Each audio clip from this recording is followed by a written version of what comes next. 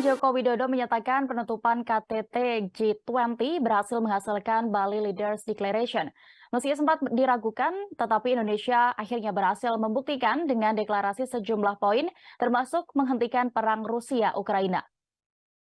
Jokowi mengaku diskusi untuk mencapai deklarasi ini sempat berjalan alot. G20 Bali Leaders Declaration ini adalah deklarasi pertama yang dapat diwujudkan sejak Februari 2022 lalu. Menurut Jokowi, G20 Bali Leaders Declaration awalnya sempat diragukan oleh banyak pihak, tapi akhirnya kini bisa disepakati bersama.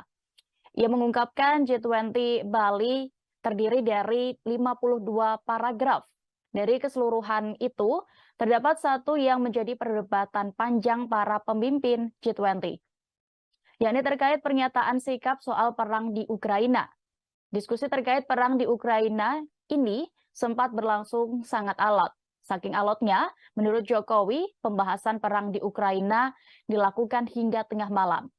Tetapi akhirnya berujung pada kesepakatan bersama, condemnation perang di Ukraina karena telah melanggar batas wilayah dan melanggar integritas wilayah.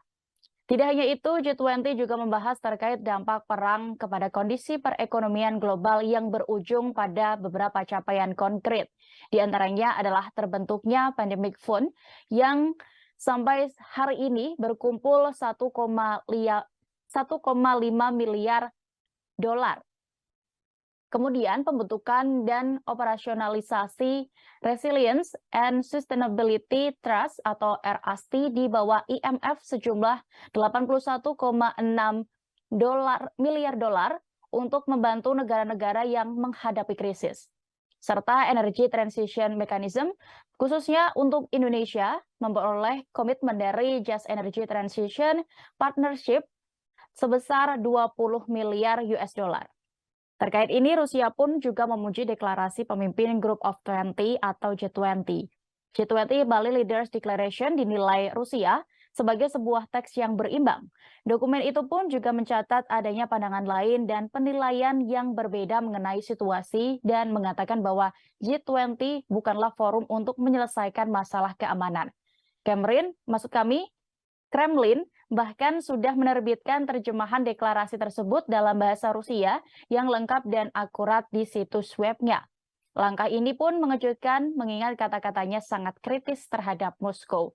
Pernyataan itu menggunakan kata perang, merujuk pada agresi oleh Federasi Rusia terhadap Ukraina. Juga menyebutkan tuntutan dari sebagian besar anggota G20 untuk penarikan penuh dan tanpa syarat pasukan Moskow dari wilayah Ukraina. Pemulihan dunia yang inklusif dari pandemi. Berbagai tantangan baru muncul yang bukan hanya menghambat pemulihan, namun juga dapat mengancam dunia terjerumus ke krisis yang lebih dalam. Sebagai presidensi G20, Indonesia telah mengupayakan berbagai solusi terbaik selama 1 tahun kepemimpinan. Alhamdulillah hari ini kita dapat mengadopsi dan mengesahkan G20 Bali Leaders Declaration. Ini adalah deklarasi pertama yang dapat diwujudkan sejak Februari 2022. Saya menyampaikan penghargaan yang setinggi-tingginya kepada semua yang hadir yang telah memberikan fleksibilitasnya sehingga deklarasi dapat disepakati dan disahkan. Saya juga ingin menyampaikan penghargaan yang setinggi-tingginya kepada seluruh working groups dan engagement groups atas dedikasi, sumbangan, pemikiran, dan kontribusinya bagi presidensi G20 Indonesia.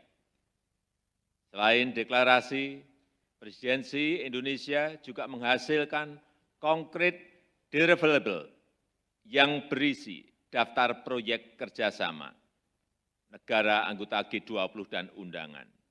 Proyek kerjasama inilah yang akan membantu membumikan kerja G20 lebih dekat dengan masyarakat.